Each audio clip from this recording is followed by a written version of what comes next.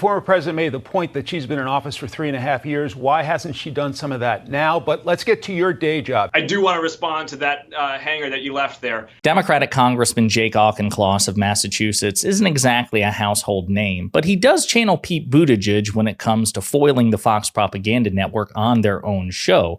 And he was recently interviewed after Trump's debate with Vice President Kamala Harris, and that interview went as poorly for the Fox News host as the debate did for Trump, and we have to talk about it.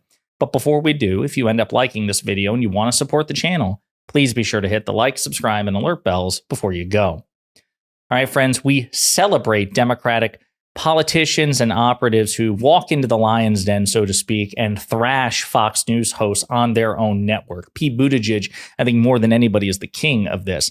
But we've also talked quite a bit about Jake Auchincloss in the past because, again, not exactly a household name, but very similar to Buttigieg in demeanor and preparation and rhetorical prowess. And so, again, he was interviewed by Fox after Trump's disastrous debate. And, again, it went really poorly for the interviewer in question. From the Reuters Ipsos poll, who do you trust to bring down the cost of everyday items like groceries and gasoline? Trump 43%, Harris 36%. If this election is largely about the economy, is that trouble for Vice President Harris? This is why campaigns matter. This is why over these last 2 months, it's going to be a sprint for a narrowly contested outcome. And the vice president is going to continue to make her sharp contrast against Donald Trump's disastrous economic policies. Let's go through some of them. Kamala Harris wants to put money directly in the pockets of families through the child tax credit expansion. Donald Trump does not. Kamala Harris wants to build 3 more million units of housing to lower the biggest share of wallet for the average American family, which is rent or mortgage. Donald Trump's housing policy, I believe, is deporting migrants. Donald Trump wants to raise costs on the average American family by $4,000 through his tariff policy. Kamala Harris, meanwhile, wants to inject up to $50,000 of tax-deductible benefits to small businesses so people can invest in their life stream. One person has a set of policies about an opportunity economy. The other person is looking to drive inflation up again after we finally got it under control. Well, we will have. So, again, before we play the next clip, it's important to know that actually, a couple of things. Number one, there was a recent poll by the reputable Financial Times, which actually showed that the vice president was leading Donald Trump by just 1 percentage point on the economy, which it was an outlier, but it was staggering in the sense that it meant that Trump was vulnerable on the most important issue for Republicans and really for Americans writ large. Republicans have a totally unjustified, undeserved reputation for being fiscally responsible and better on the economy. I would argue because they market it that way, and Democrats have just long assumed that facts speak for themselves, even though the macroeconomic statistics make it abundantly clear that Democrats are better stewards of the economy than Republicans. I digress.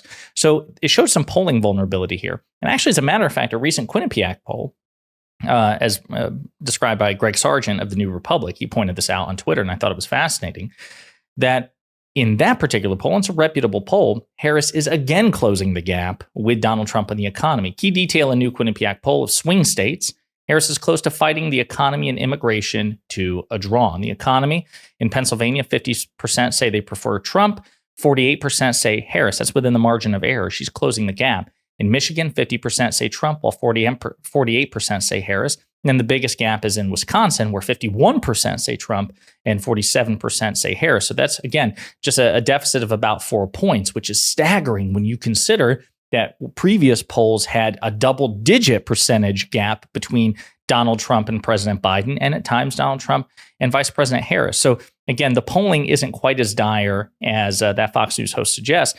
But again, when it comes to substance, Auchincloss points out that, it's actually the vice president who has a plan to help, working class Americans, middle class families, individuals, and otherwise, whereas Donald Trump's priority is to cut taxes for the rich. It's a pretty staggering contrast. Another clip. And creating opportunity for people. A lot of words there. Is that going to convince voters? I think policies matter, too, and she has put forward a series of policies. We've talked about the child tax credit. We've talked about the small business tax credit. We've talked about building housing. I would also add a fourth one, which is health care. Now, Donald Trump, after 9 years in the public spotlight, has, quote, concepts of a plan surrounding health care. Health care is inflating faster than any other domain in the economy. Kamala Harris wants to protect the Affordable Care Act so that pre-existing conditions do not bar people from access to health insurance. She also wants to take on the price gouging pharmacy benefit managers who are jacking up the cost of prescription drugs. You look at Donald Trump, again, nothing, no coherent idea for how to lower costs in this critical sector of our economy.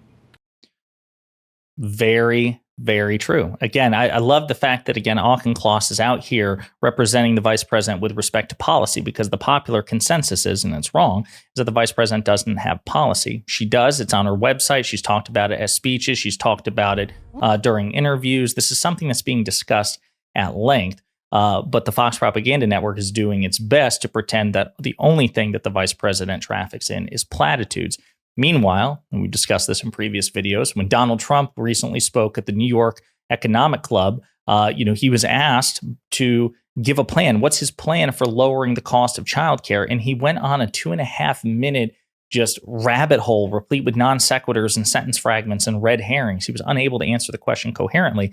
And the moment went viral and he was mocked at length. The fact of the matter is Donald Trump is not, has never been, and never will be a policy wonk. That's just an undeserved reputation that people at the Fox Propaganda Network and other places try to imbue in him. It's not exactly true.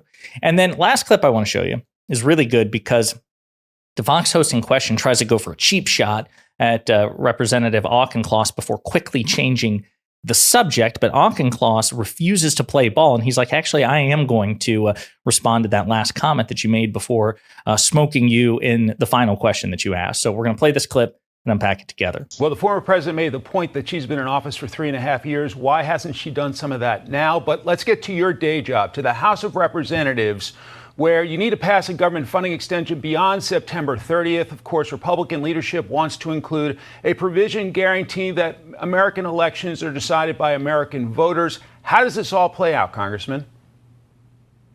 I do want to respond to that hanger that you left there. Let's be very clear about the facts. Real wages from right before the pandemic to today have gone up. They've gone up. Inflation now is at about 2%.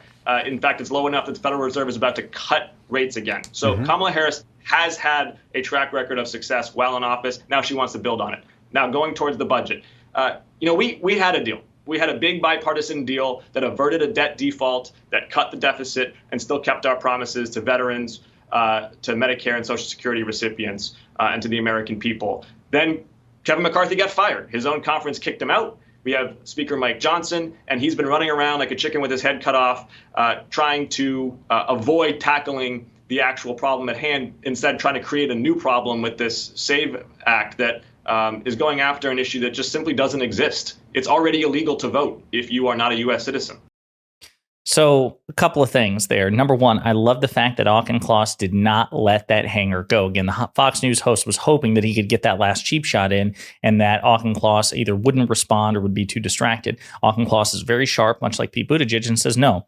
The fact of the matter is that the vice president has indeed contributed towards all kinds of economic development and economic growth by casting tie-breaking votes and also by being a close advisor to President Biden. Moreover, before we address the final part, that logic also cuts both ways. This is what Fox News hosts really struggle with. So Donald Trump wasn't vice president. He was president. He was the guy with the power for 4 years. And as a matter of fact, for 2 years, he had unified control of Congress. He had the House and the Senate. And even more, he had a sympathetic Supreme Court. So Donald Trump at his peak had more control over the federal government than President Biden ever did. President Biden had control of Congress for 2 years, but a hostile Supreme Court. And yet, despite the fact that Trump had more advantage, he got less done. He got less of his agenda accomplished. He said he would build a wall. He failed. He said he would repeal and replace Obamacare. He failed. He said he would cap insulin at $35. He failed. He said he would allow Medicare to negotiate prescription drug prices. He failed. He said he would create 6% GDP growth per quarter. He failed. He failed. He failed. He failed. He said he would pass an infrastructure bill. He failed for 4 years. So by that logic, well, okay, fine. You want to take it at face value? Why hasn't the vice president gotten everything done? Well, because she's the vice president, not the president, and because she is opposed by the Republicans in Congress and a hostile Supreme Court. Now let's flip it. If Donald Trump is so damn good at what he does, why didn't he get any of the stuff he wanted to get done when he was president?